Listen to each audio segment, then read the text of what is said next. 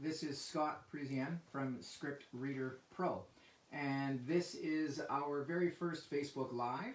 We've decided to start doing this kind of thing because we are all about what we can do for you guys as writers, right? We're here to motivate you, we're here to get you excited about screenwriting, and to teach you in the best ways that we can try to teach you, okay?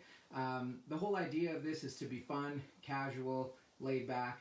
I've got my wife here behind the camera, and she is going to be feeding me your questions so I can pay attention to what's going on and give some good thought to what you bring at us instead of having to sit and try and keep up with the comments, keep up with the track, that kind of thing. So what we're going to do to start is we've sent out an email, and you guys sent us a lot of questions back about what you want us to answer. And so we're going to go through a handful of those questions to start. My wife is going to let me know what that question is, and I will then read it off to you.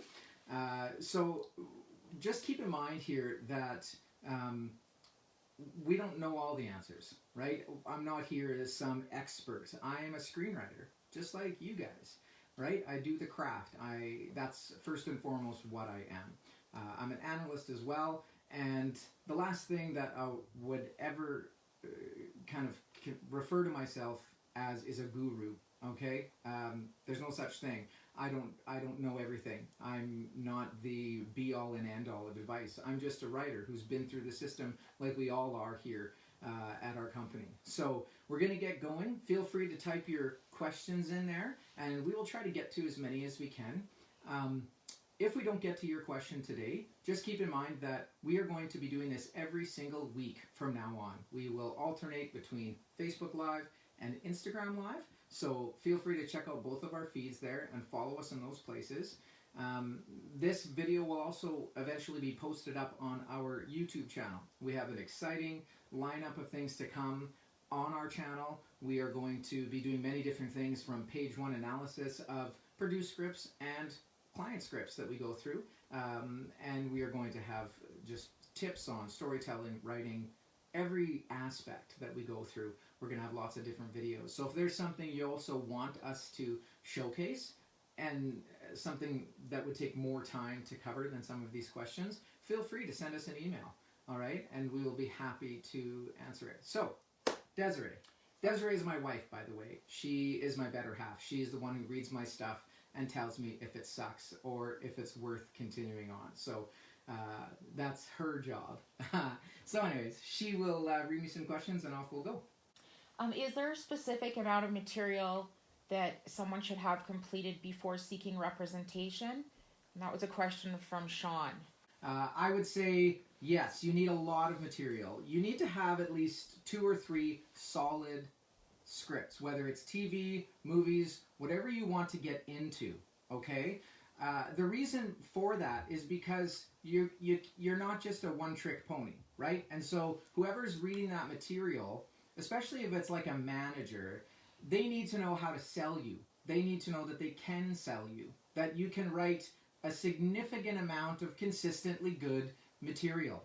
So if they read one script and they find that it's really good and they really like your voice and it was a thriller that really wowed them, they want to see what else you've written either in that genre or additionally, so that they can make sure they know you'll fit on their roster. So it's not really smart to have one script and start putting it out there, because you don't want to waste an opportunity if someone is going to give you that chance and actually read you, right? The first question anyone will ever have is, what else do you got, right? So you want to make sure you have a good abundance of material. 2, at least I would say 3 solid examples.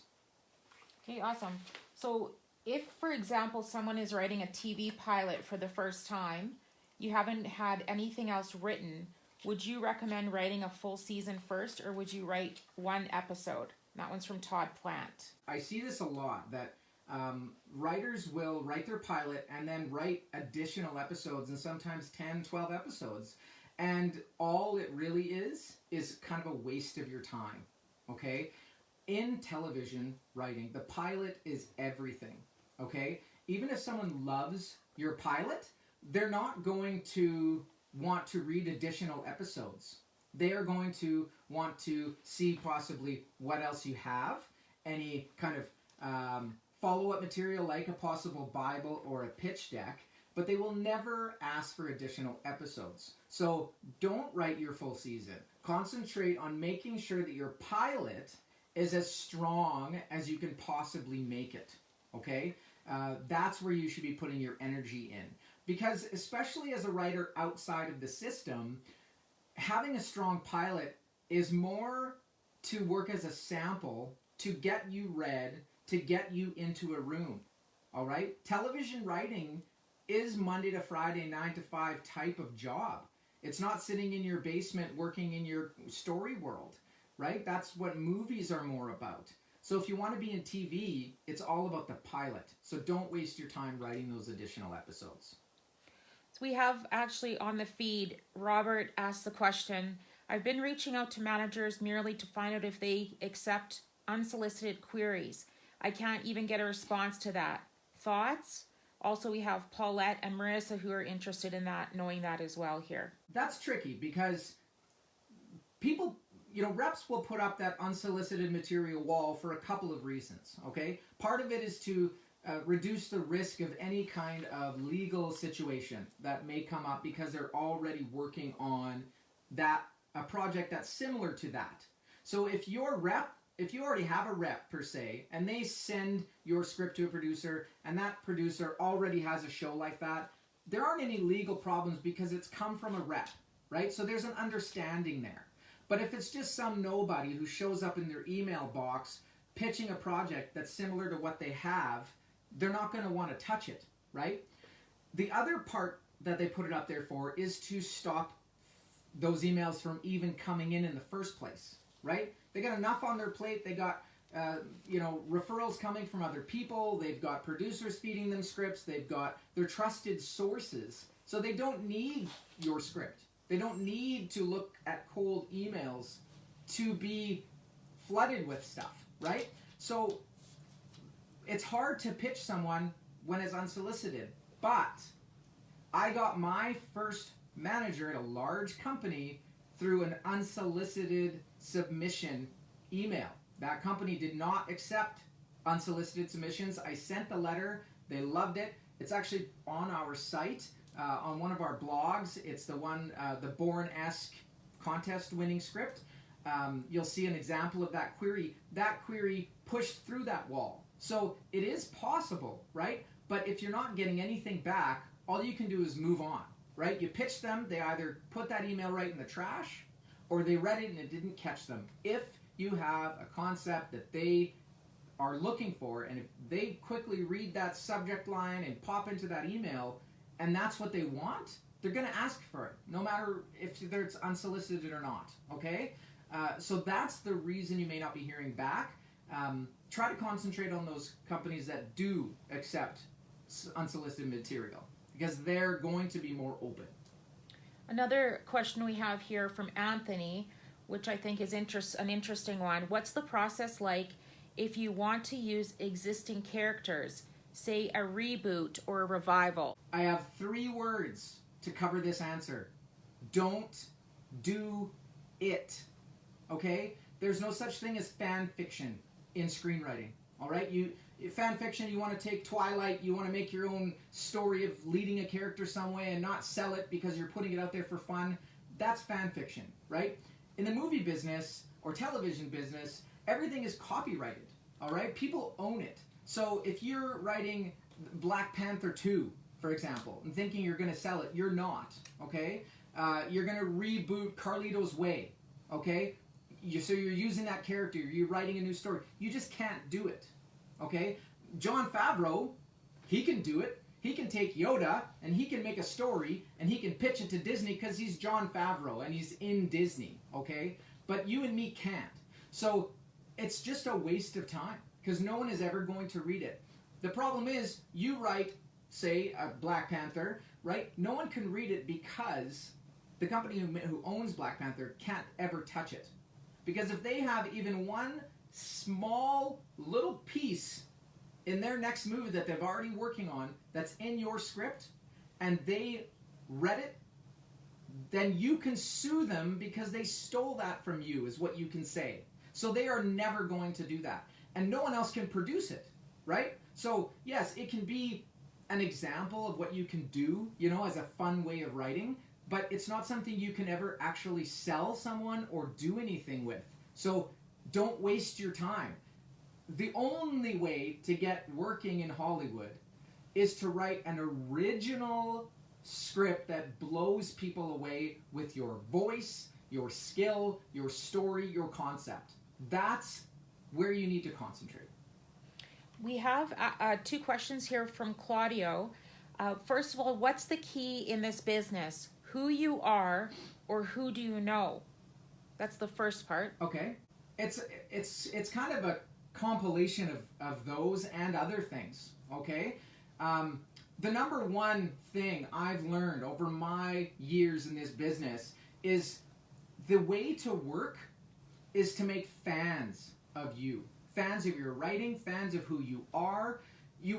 People will read you, and if they're a fan of your writing, they'll want to talk to you, okay? And once they talk to you, they'll know if you're someone they want to work with, right? Some people's personalities may not work for a rep or a producer, and no matter how great the script is, they may not want to work with them at all, right? So it really depends on who you are. You have to present yourself as someone who's open and excited and collaborative and not precious about their stuff, that they're willing to do what it takes to make that script into a movie, okay?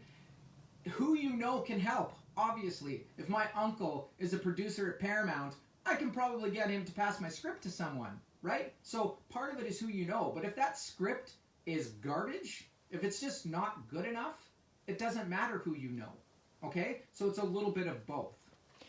Question 2, I use IMDb Pro to send query letters and emails. Is this effective? Okay, is that Claudio as well? Yeah. Claudio's second part of his question was, is using IMDb Pro effective? Okay, so for those of you who don't know, IMDb, the Internet Movie Database, has a pro version that you can pay a membership fee for, and it gives you more detail on upcoming movies, which is great because you want to do your research, right? If you're trying to sell an action-adventure film that would take $10 million to make, you want to look and see who's making those kind of movies, what's coming out, right? Being in the know. It's part of what you need to be doing, right? The second part of it is it lists people's contact information on there. So if you want to find information on a certain set of producers, you go there, you find their information, and you can get information like an email on them or their rep, or if it's a rep, what company they work for, what their email is at that company, okay? That's a great way to just try and contact people, because here's the real hard truth, okay? Not everybody is going to want your screenplay, right? There's probably only a select few who will, and for any script, okay? It comes down to the script that you write. That person is looking for that script with that budget, with that type of cast, with that context, with that concept, at that time that they can make for that amount of money. Whatever. 100 things have to line up for that person to want to make that movie, okay? So you have to blanket it. You have to get it everywhere you possibly can, okay? So it's definitely worth it. It's a great investment. It's good to have. You have to do the work, right? Yeah, and no one likes to do it. No one wants to put on their business hat. They want to create, but you can't get your stuff out there without putting that hat on. Okay. The other part of that I'm going to touch on here is I find a great tool to getting your script to people that you probably wouldn't elsewhere is Virtual Pitch Fest. Okay. We're not connected with them. We don't get a bonus or percentage or cut or anything. But it's a great site that I've seen my colleagues, a lot of my mentorship clients, as we do mentorships here, and they're finding incredible success, especially with producers, getting requests, getting them connected with people, right? And making fans, and that's what you have to do. So anything that you can do to find a contact piece of information, you're using it in your toolkit of, here's one more person I can try, right? Because if that person loves your writing, even though they're not looking for that movie, and maybe you don't have anything now, if they love your writing, they're going to remember you, they're going to leave that door open, and you can go back to it with your next project. It's worked for me. It's how I get most of my jobs, is going back to the producers who loved my writing in the first place. Now, from Marissa, she asks, what do you think about the Blacklist website, which kind of runs into that? Yeah, Marissa is asking about the Blacklist website. So I'm going to comment on that. Now, like I said, we're not affiliated with any of these sites. It's all opinions. I would never bash anybody, okay?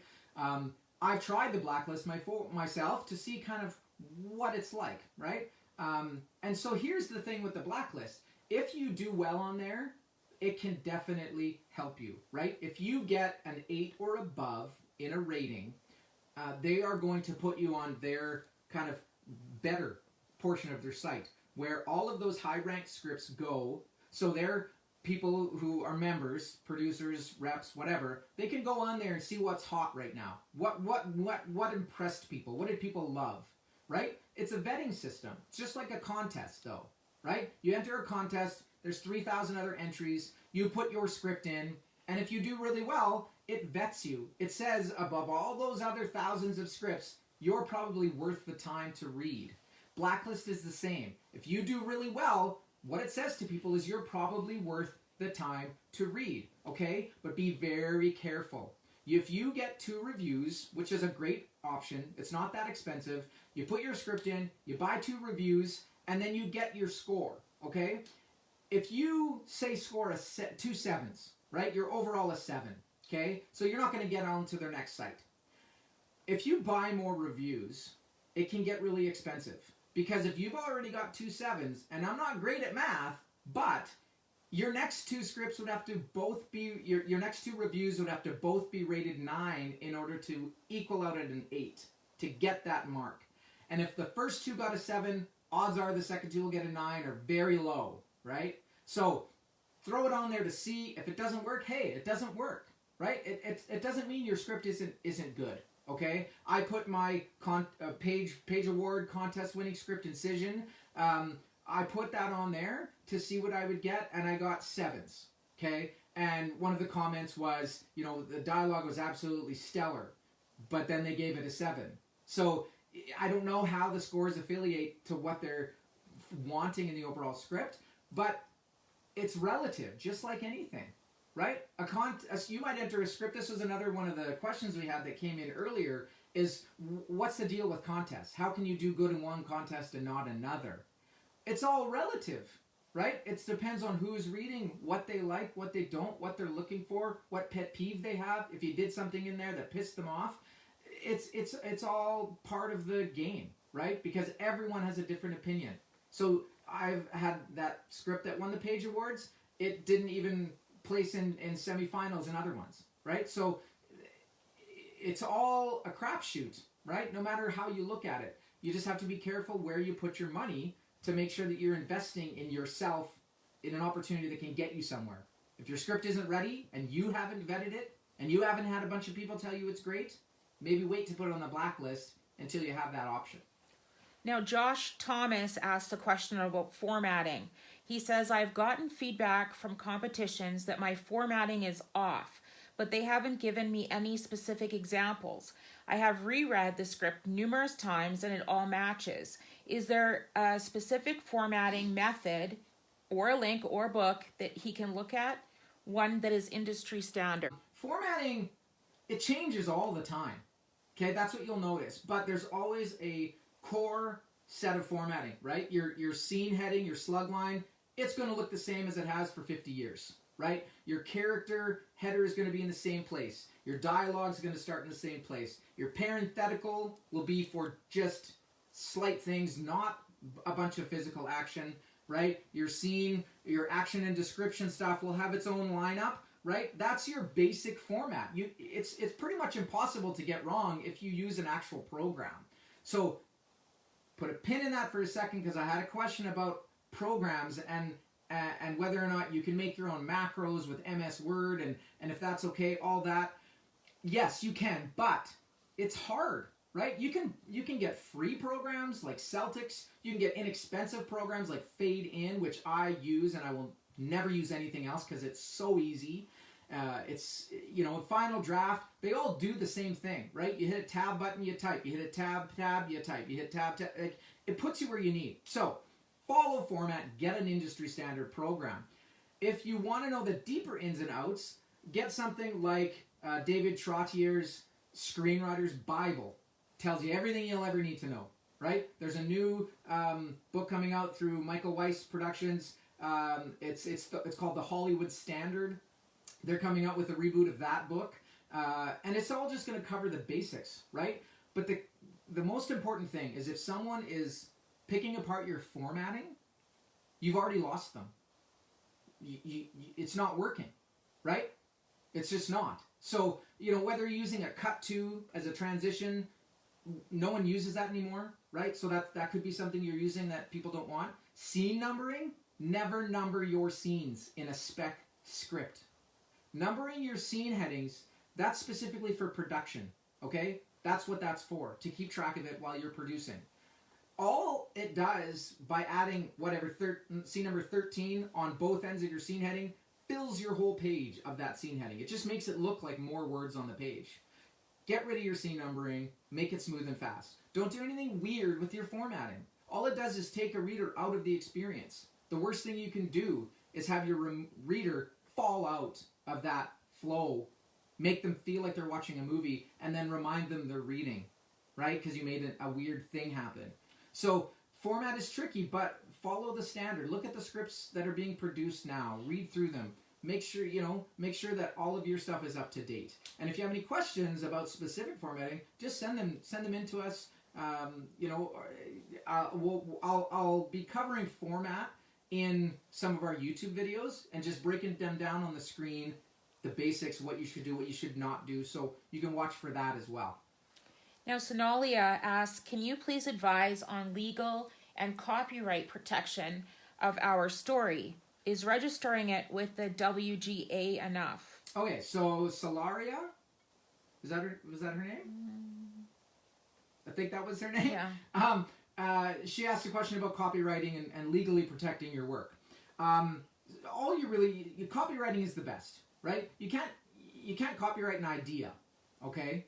But what you're copywriting is your actual document. You're copywriting your screenplay, saying you wrote this from beginning to end to protect yourself, so that if someone were to steal it, you can pull it out of that copyright office and say, well, this is what I wrote, right? WGA, it's essentially doing the same thing, right? You're logging it in their system on a certain date in a certain copy. So they can, they can produce that, yes, this is what you registered this day. But copywriting doesn't really cost much different. You can use either or. But thinking someone's going to steal your screenplay is dangerous for you, okay? The minute we see scripts like this come in with watermarks on them, right? And all a watermark does is make you want to put the script down. If you submit to an agency and you send your script in with a watermark on it to protect yourself, to show that you sent it to them, they will not read it because it instantly tells them, this is a paranoid writer, I don't want anything to do with them. Okay? People don't steal stuff in Hollywood. I mean, you've heard the odd story of it happening and the Matrix lawsuit and different things like that, right? So I'm sure that there's been some nefarious stuff at times, okay? But it's much cheaper for a production company that has millions or billions of dollars to pay scale to an unknown screenwriter than to risk a multi-million-dollar lawsuit in the future. You've got so many checks and balances. You've got the entire WGA scoring, the credit system and all that. So you just don't need to worry as much. So once it's completed, copyright it. If you make changes and you've rewritten it, don't copyright it again. Okay? You've already copywritten it. It's not going to be that much different. Unless you're changing every character name and starting a page one rewrite, then maybe. But otherwise, don't be paranoid about your property. Calvin asked by sending out the questions earlier, Okay. What's your step-by-step process of writing, and how do you get into that mindset? Great question. I could talk about the craft forever, right? The first thing I do is I try to write down at least one idea a day, okay? Whether it's on your phone, book, whatever. Try and come up with at least one concept a day that comes to you, or an interesting character a day that comes to you, okay? Try to keep your creative juices flowing. Once you commit to an idea, test it first, okay? I have a group of people and a family that I pitch my stuff to before I fully concentrate on whether or not that's an idea I'm going to go with, okay? So bulletproof your idea, see if it excites people. If people don't get excited by it, or you can say, could you see that as a movie? And they say, no, not really. It's probably not the best idea to invest a year or more of your time in, right? Once I have that idea, I always, this is some of the advice I always give my mentorship clients is do more thinking than writing. Okay, my manager always says that to me. Do more thinking than writing. You don't want to sit down and just go too early before you really know what's going on. There's nothing wrong with that. You can. For my process, I find that just thinking it out, doing a lot of mind mapping, jot notes, which characters it would fit, who is the worst thing that this idea could happen to. That's the question I always start with, because that instantly creates drama, right? Like a little girl wishes her dad couldn't lie for 24 hours. Well, who's the worst person that could happen to? A lawyer. They lie all the time, right? That's the whole concept between liar, liar. So that's a great way to find out who should fit in your movie, right? Because it's a movie that you're writing. So you need to keep that in mind. That drama must be there instantly, okay? And I outline. And there's a whole school of thought, or whether you should outline or not. And it's all your choice, right? But what I've found over time is there's nothing better than having an outline to work from, okay? I see my outline, I call it my first draft, because it is. It's my whole story, beginning to end, every scene, right? It just doesn't have the dialogue yet. There may be a line here and there, but then when I go and sit down to write, I can write 10 or 15 pages at a time because it's right there. I'm just playing. I'm fitting it in. I'm having fun in my screenwriting program, right? It's coming to life. Characters are talking to me. So having an outline is great to work from, right? I can rip off a script in a month from beginning to end, first draft, if I've got that outline in place. So that's the way I do it. And then once I'm done, I set it aside. I don't even look at it for a month. Then I look at it, and then I see if it's garbage or if it's good, or what can I keep, what can't I, that kind of thing. And another thing I always do is write long, okay? Even if my script ends up being 150 pages long, doesn't matter. No one's seeing it yet, right? It's all for me. But if I don't get everything good down, I don't have enough to pick from, right? Because I know I'm going to be cutting. And if I've only written 90 pages, well, there may not be enough once I take the crap out, right? So write long, just get it down, vomit that draft out, whether it's an outline or a draft, and then you're going from there. So that's my kind of little process of putting one together. Paulette asks, can you talk a little bit about spec scripts? There are a few different kinds of spec scripts, okay? So in a movie world, you've got your screenplay is just called a spec script because you've written it. What that means is you've written it on speculation that someone will buy it, right? So any screenplay you write is essentially a spec script. It's not an assignment. If someone comes to you and says, hey, I want to hire you to write my movie, it's not a spec script. It's an assignment. It's a job. It's an open writing assignment. You've been hired to write that or approached to write that. So a spec script is just something you've written hoping you'll sell. In the TV world, there are two kinds of spec scripts, okay? There's an original spec pilot, which is an original pilot you have read, again, based on speculation you will sell it, right? Then there is something called a spec episode, and that means that you have written a speculative script based on a current show, okay? So whatever, you're going to write an episode of Yellowstone, right? The only point of doing that is because you want to write on someone's show. So you want to show them that you can write other people's characters. You can write other people's worlds and voices. So you will use that as a sample to try and get yourself a job in one of those seats in a TV room, right? So that's the three different kinds of specs. Okay, perfect. Now, from Paul, He says, do you think it helps to do a master's degree in screenwriting? I've been writing all my life, but thinking of the degree for learning the business side of things and making the right contacts to get into the business. I'm not one to tell someone not to get an education, right? If you can afford it, if you want to invest that, you will learn so much, okay? You have these people who have been teaching this, who have maybe been in it, living in it, working as an analyst, whatever that professor or teacher is going to be giving you, right? Their experience.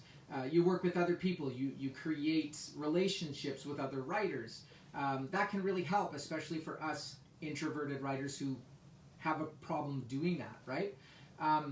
But in my opinion alone, the best education that you have is reading scripts. And not just reading them, but studying them, breaking them down, ripping them apart. Find the little tools you can put in your toolkit, right? If you notice that the introduction of a certain character was amazing, you're going to remember how to do that. If you love the way a writer got into a scene, you break it down and say, oh gosh, like I didn't realize why they started so late.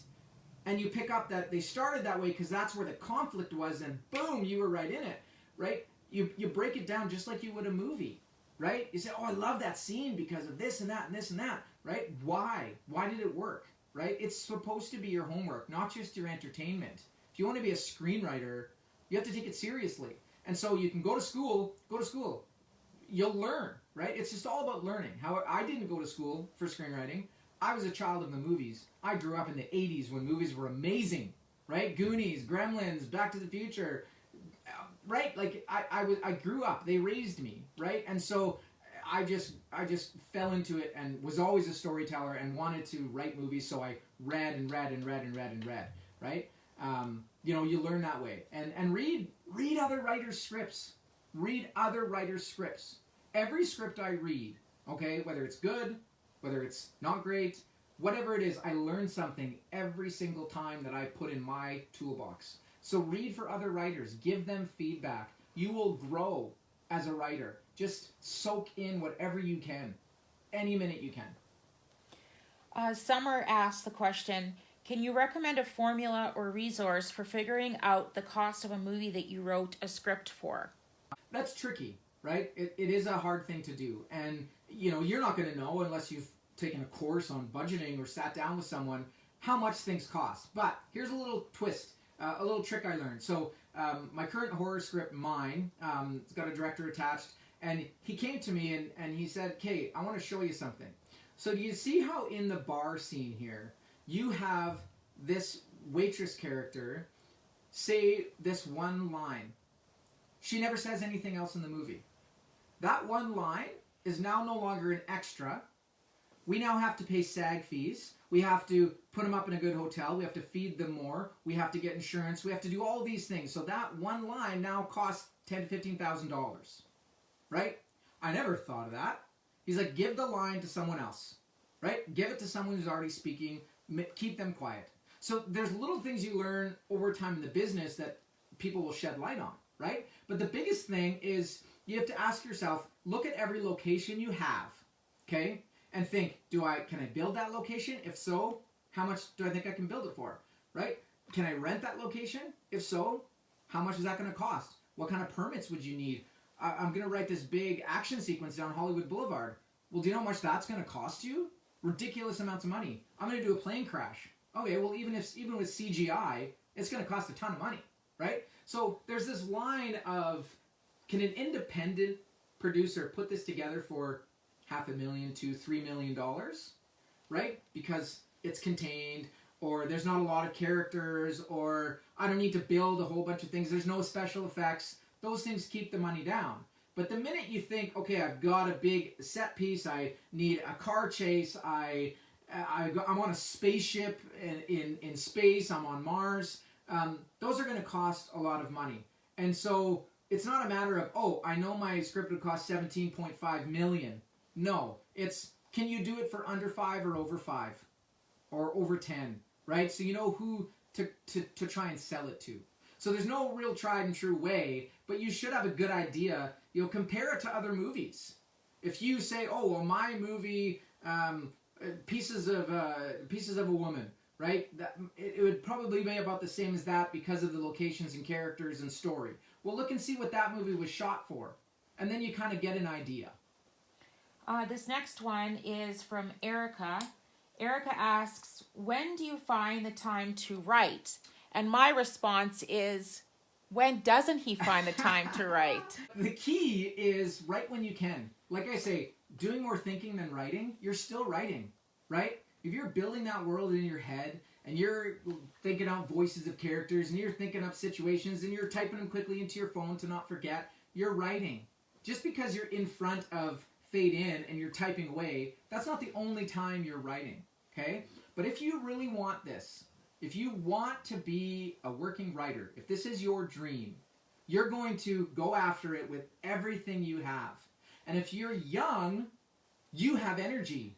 You can sleep 2 hours a night and function, right? If you're 40 plus, you probably aren't able to do that. So depending where you are in your circle of life, you're going to be able to fit it in, right? Right on your lunch break at work, right on your breaks, right when you're out walking your pet and in your head. Dictate on your phone. In your car, you know, dictate or listen to something as you go. Listen to a podcast on writing. Listen to, have your scripts read back to you over your Bluetooth or whatever with a program, right? You can be writing a lot of places, but get up early, right? Not too long ago, I changed my cycle to get up at 5 every morning, and you'd be amazed what you can do between 5 and 7 before the rest of the world wakes up, okay? You just have to be committed. It's all on you, right? You set your time, so use it the best way you can. Kelvin here online asks, how do you get through writer's block? I personally don't believe in writer's block. I don't think it's a thing. If you are blocked on something, you're blocked on that thing. You're not blocked on writing.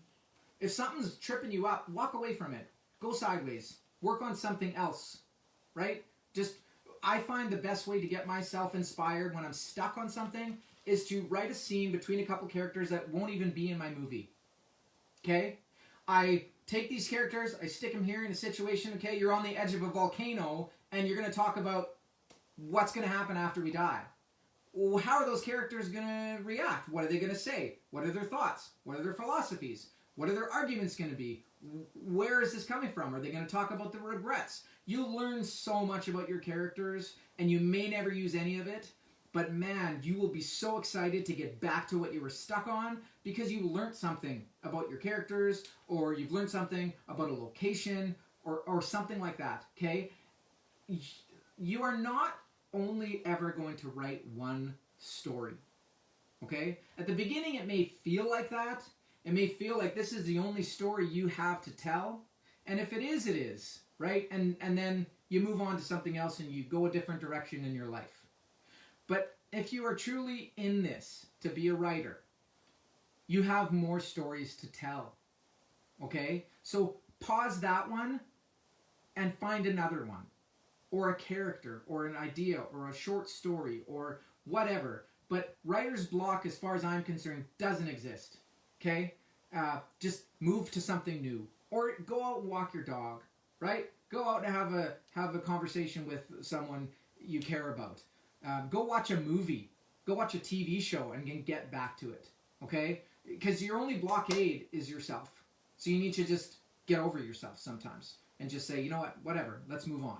Okay? I hope that makes sense. Roy here asks, should you write more scripts that are geared towards a lower budget? Yes. Okay? Yes. Don't write a $157 million movie. Okay? No one's going to make it right now.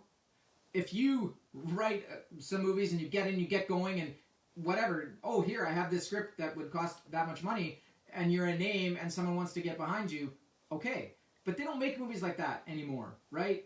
And if they do, it's by a well-known, bankable writer and director and put it all together, right? So, you are outside of the business. You are on a lower level, right? Hollywood's up here. There's 17 different layers to get there. You're at the bottom, right? You're working your way in. So are producers. Right? Every producer started at the bottom. They're looking for that script that can make them famous. They want to find something great. So you want to put something together that can cost $500,000, $1 million, $250,000, whatever, right? Find a cool contained idea.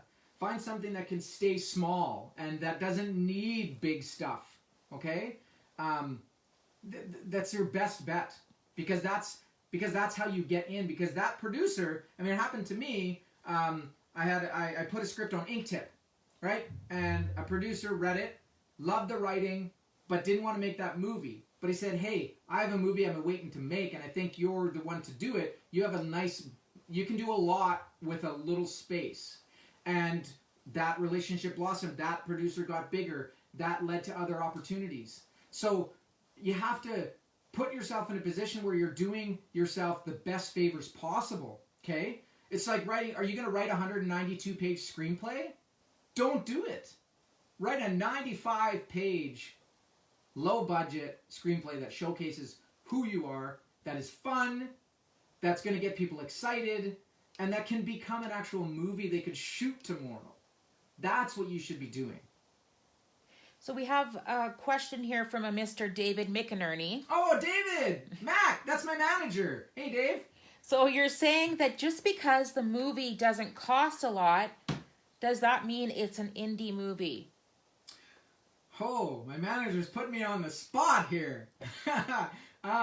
Okay, no. If a movie doesn't cost a lot of money, it doesn't necessarily make it indie, okay? Indie means it's done independently, right? That it's not a studio, from what I understand it, and David might tell me I'm wrong, but it's not a studio movie, right? It means that an independent crew of people and producers can piece everything together and make that movie and put it on the festival circuit and get distribution and possibly get a sale at Sundance, that kind of thing, right? So you see people like, here's a perfect example, right? Get Out, right? Independent movie, right? But that guy was in the system. So he had distributors and the journey of that movie was different, but it was only, I think, a $4 million movie, right? So you don't have to have a $20 million movie for it to be a studio film. Studios make small movies all the time, right? So that's kind of the difference, right? You can write with a budget in mind, but it doesn't necessarily have to be considered an indie movie. It can be a genre movie, a thriller, a horror movie. So budget is important because it costs money to make a movie, right? Less money, easier to make. Now from Claudia, Claudia asks, how do you approach a second draft? First of all, congratulations if you ever get to the end of that first draft, because that's a major win, okay? It's not easy to do. So, second draft. There are different ways you can do it. It depends on where your draft is, right? Some people, when they write, their first draft is pretty solid already, right? Because they've had an outline, they've generated through it, they've been rewriting along the way, so it depends where you are. But the best way to, instead of saying second draft, we'll just say rewrite, okay? When you're going to go in and do a pass, when you're going to do a rewrite on what you've written, okay?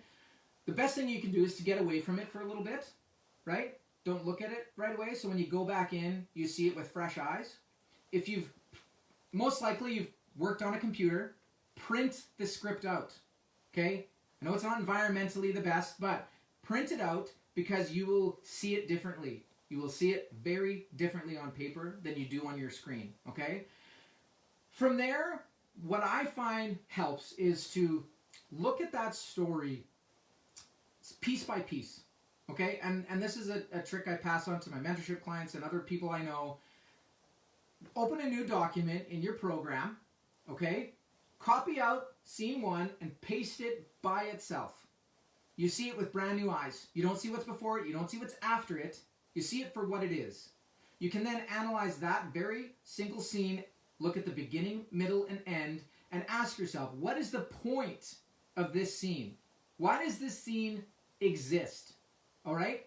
So you need to know that so you can figure out if it answers that or not. Okay? Then do that with the next scene. Put scene number 2 by itself. Look at where it starts. Look at where it ends. See what's happening in it. See if it makes sense. Are you starting as late as you possibly can? Are you getting out on that button moment that makes an impact? those are great ways to see your script brand new, right? If you have trusted people in your life that you can give your first or early drafts to, do it, okay? And this is probably the most important thing I can leave anyone with, okay?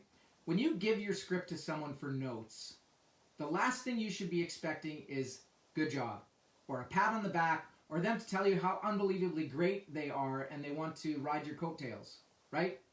That's not what you should want out of feedback.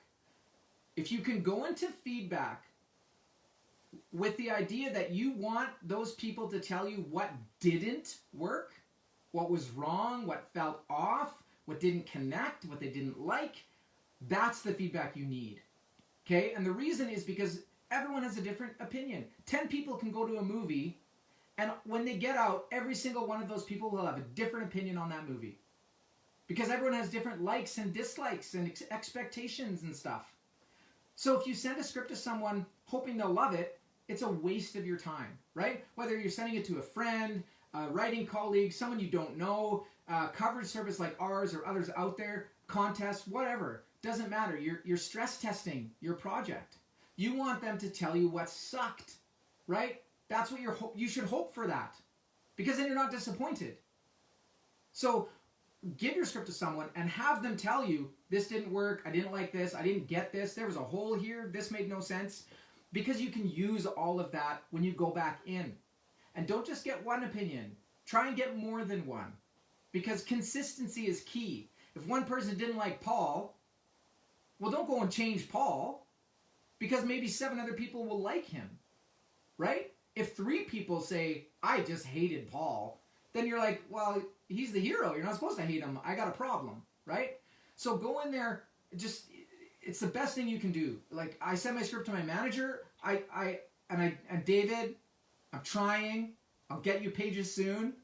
When I send stuff to my manager, I'm not waiting for him to pat me on the back, tell me how great I am, right? And he doesn't hold it back. He tells me, this isn't working. This is wrong. I didn't feel this, and it hurts. Trust me. When you have someone tell you that something isn't working, you're instantly shut down, right? I do it. I shut down. I think, oh, this guy doesn't know what he's talking about. And then I stop and think about it afterwards, and I think, okay, no, this is good. Because now I can digest it. I can look at where that note came from. I can try and figure out why that didn't track like I thought it did. So that's the best thing you can do for yourself. Because this is the hardest business out there, right? Rejection 99.999% of the time. So you need to get prepared for it. So if you can go in there hoping people point out the problems, man, you'll be dancing. You know, it'll be so easy to go forward and fix what's there, right? So that's my big tip for you. We have time for just a couple more questions. Sounds good. Tim says, if your screenplay concept is considered highly controversial, is it still worth writing, or will too many companies be scared off from it? I don't think there's...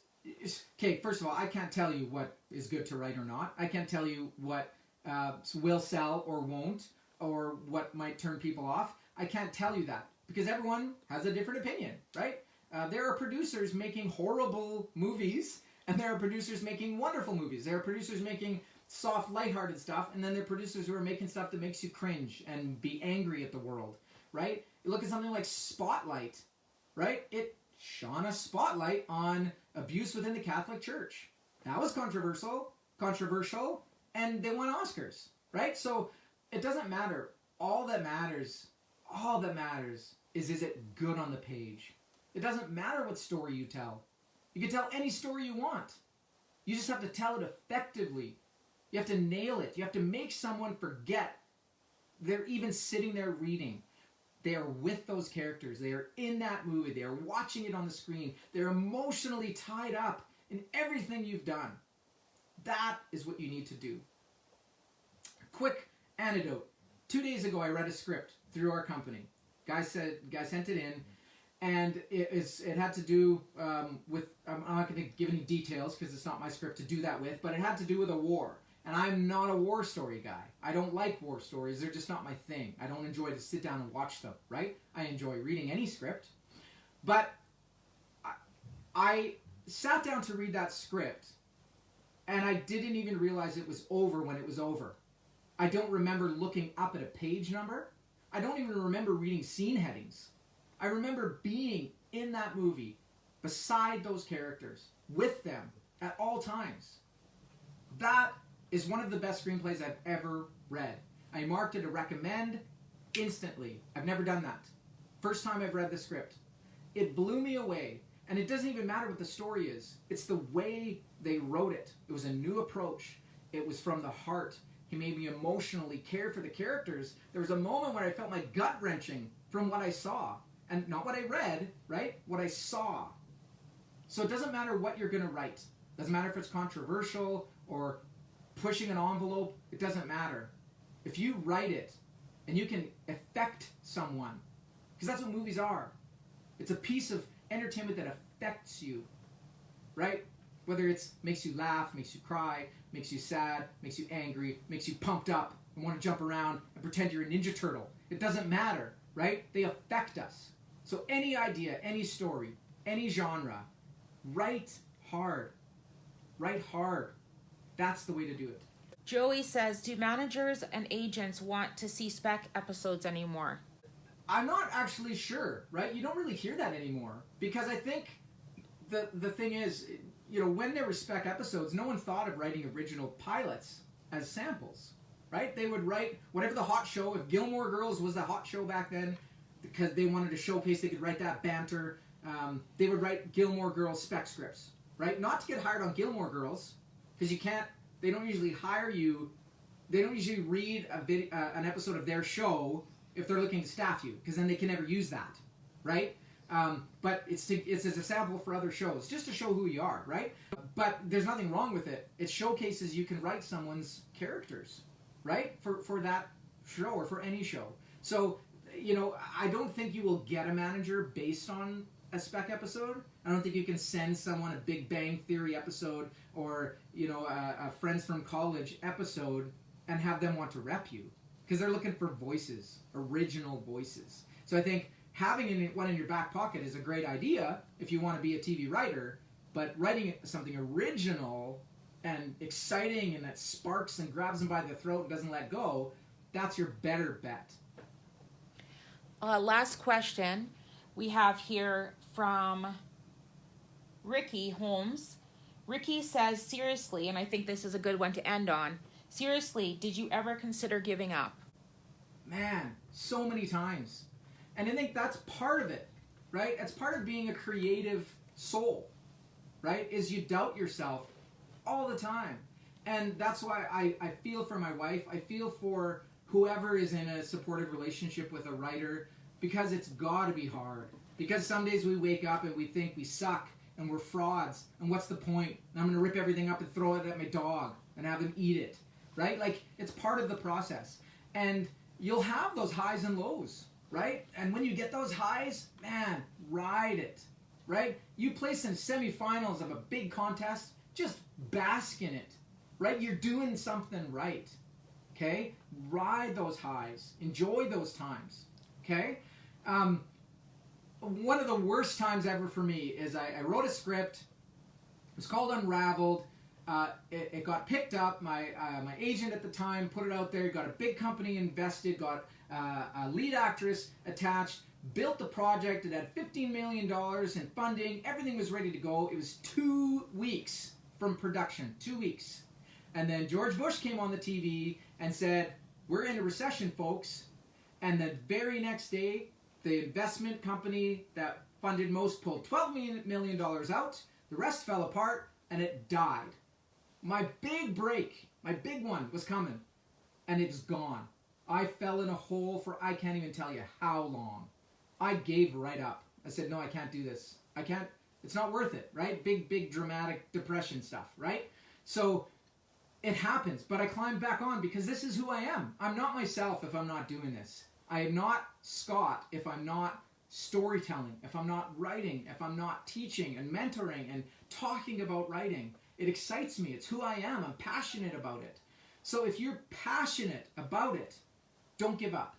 Keep going. Keep going. Find something that excites you. Find a great story. And thanks for joining us. Thanks for taking part. And write hard. Thanks for coming. We'll see you next time.